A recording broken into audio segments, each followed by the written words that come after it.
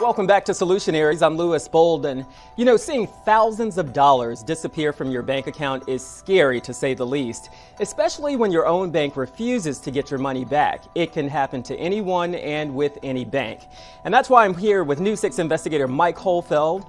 Mike, along with photojournalist Robert Brewer, have been working with dozens of victims who fell for a sophisticated scheme that emptied out their accounts and made it appear like it was an authorized transaction. And so, Mike, we have three true stories here to talk about and the solutions to prevent this from happening to other people. And so the first victim is actually a retired postal worker in the Villages who opened a text that he thought was from his bank. And you know what's funny about this guy, Louis? I mean, he's a savvy guy, worked for the government, he gets the text, and that's the thing. Social media has become very convenient for all of us, but it seemed legitimate. That was the trap.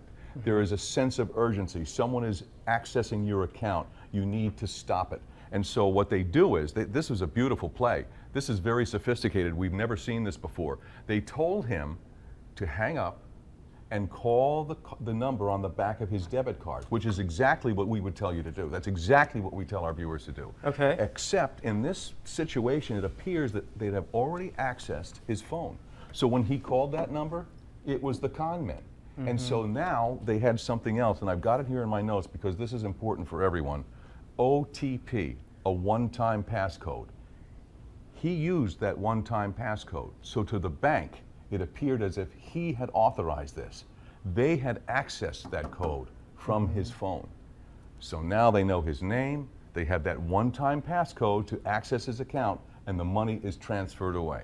So then the question is, well, obviously you're going to ask me, how do you stop it? Right. Okay. Anytime in any of the stories that we're going to feature here, it's going to be the same theme, Louis. If Louis gets a call, Mike gets a call, hang up. Check with your bank account and see, do we have unusual activity there? 100% of the time, the answer is going to be no. Because there's no way the bank is going to ask you for your one-time passcode or your social security number. Or why in the world would they ask you for your account number? Don't they know it? They're the bank. But they get you off guard. It's that urgency. You've got to act now or you're going to lose all your money. And that's how they trap you. And that's why, you know, this is, I like to call it a parallel economy. We're talking billions of dollars lost by Americans, honest Americans, who think the bank, their bank that they trust, is calling them. And I was told by the bank, this happens every day, day in, day out. And unfortunately, their money becomes the casualty. That's so crazy, though, that he called the number on the back of his debit card and got the bad guy. Yes, they've somehow accessed the phone. And right now, as we speak, Secret Service Forensics is reviewing this for me because we can't figure out how they did it. But they accessed his phone, they had the information they needed, and like that, his money, I think his money was gone in 3 seconds. Wow. It was just very, very quick. And he's frustrated by it because he calls the bank and says, well, look, they use the same protocol you use, the identical protocol. Yeah, but we wouldn't do that, sir. And that passcode that he gave away the farm willingly. And that's why the bank won't give him the money back. So is his entire phone hacked? Like, if something like this happens to you, do you have to get rid of your phone? Because that's his bank, but what about like your Vanguard retirement account? It's a great question. We don't know if they used malware. We don't know how he accessed the phone yet. Okay. I don't think you'd have to get rid of the phone, but anytime there's a suspect call like that, I would have it checked immediately. Check for malware, have that thing cleared. You have to, because you could be a sitting duck for years. Right. Okay, Mike. Okay, you had another story. The second story involves a cryptocurrency scheme that ended with a woman losing $21,000 to imposters who pretended to be Bank of America. First of all, a lot of people still don't even understand cryptocurrency. Right. So does that make you more of a target? Nobody in the older generation understands cryptocurrency. And if I told you, Louis, guess what? You can go to an ATM machine at 7-Eleven and put your cash in and get Bitcoin and cryptocurrency, you'd say, Mike, you're kidding. But no, the machines are out there. It can be convenient if you don't have a Bitcoin account, but these con men, these again, they're operating offshore, are setting you up. And what are you doing? You're taking your currency, you're putting it into the ATM machine, right? And then you're putting it in what they call a wallet. Once it's in the wallet, now the bad guys can access that money and move it offshore, and you're never going to see it again. And that's what the Secret Service is so upset about. And we'll talk about that in a minute. But this story, this one broke my heart. This is a wonderful woman, hairdresser, 65, 66 years old. She didn't know what an ATM hub was.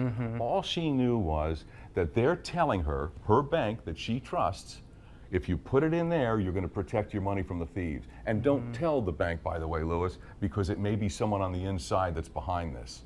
Again, the urgency, the panic, these are the things that the Secret Service are teaching us.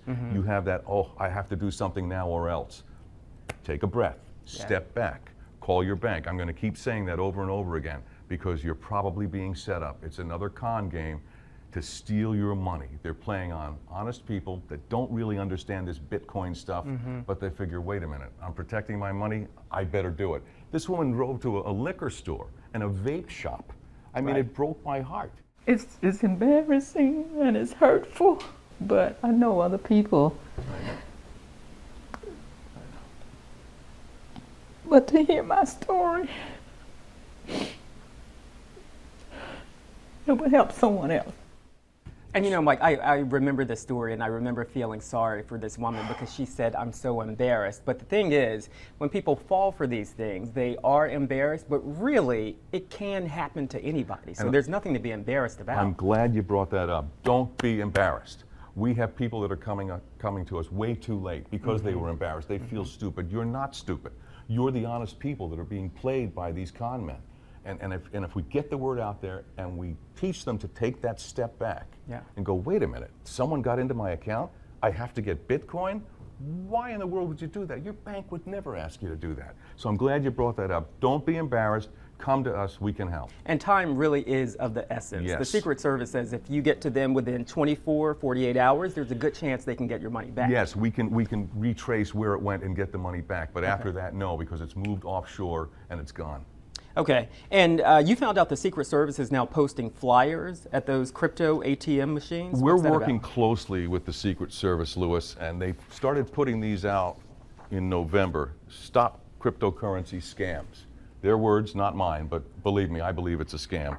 And what you can see there is they have the key questions that we want every person targeted to consider. And the two that we've been talking about, Louis and I have been talking about today, were you encouraged to send cryptocurrency to repair a virus on your computer? That's one that'll pop up on your computer. Here's the one. Were you told the only way to protect your money was by making deposits to cryptocurrency ATMs? There's 6 in all. We started posting these around Seminole County, and of course, once again, News 6 is working closely, and we'll have that exclusively. And Mike, the last story we want to tell people about had the biggest loss of all, $126,000. Good grief. Yeah, and here's another lesson, something we don't see very often. They were actually testing his account. They put in 10 cents, they take out 10 cents. I saw that. 30 cents, right? And when you're looking at it, you go, wait a minute, what are they doing? What they're doing is they're testing to see what is the account active. Now, there's one word I have in my notes here that I want everyone to listen to. It was a stale account.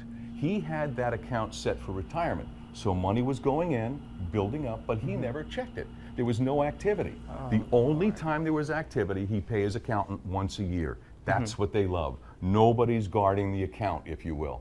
And so they took a little bit, and in a couple of days it was all gone. And you know how he found out about it? His daughter said, Dad, how come you took the money out of my account? She had a little left over from her college days. I didn't. He checks the account. That's when he found out he was ripped off. So Mike, do you literally need to look at your account every single day? Yes. I know that sounds ridiculous, but they've become so sophisticated, Louis, we have to. Even a retirement account? Absolutely. Every day? Yes, absolutely. Now, the 401ks and stuff like that, that has a better security system. These so-called big box banks, they're just vulnerable because these guys know how to get into the system. So we all have to be careful. Checking account, savings account, I don't care if you only have $5 in it, check it because it could be gone and that burger you were going to get is not going to be eaten. So listen, I remember the guy in this story saying that your money is not even safe in the bank. Right, a lot of people say that. I remember the old Rocky Marciano story, the old boxer. He put the money under the mattress. A lot of people are afraid to leave the money in the bank. Secret Service advises me go to a credit union. Smaller operations, tighter security. And that's probably the way all of us should be going. I have never heard that, but that is good advice. Yes. Mike, thank you so much. My pleasure. Now, if you have a consumer or banking issue, text the words "make ends meet" along with your contact information and issue to 407-676-7428. And don't forget, all of these stories and their solutions can be found on clickorlando.com/makeendsmeet. And join us next week for another episode of Solutionaries. Take care.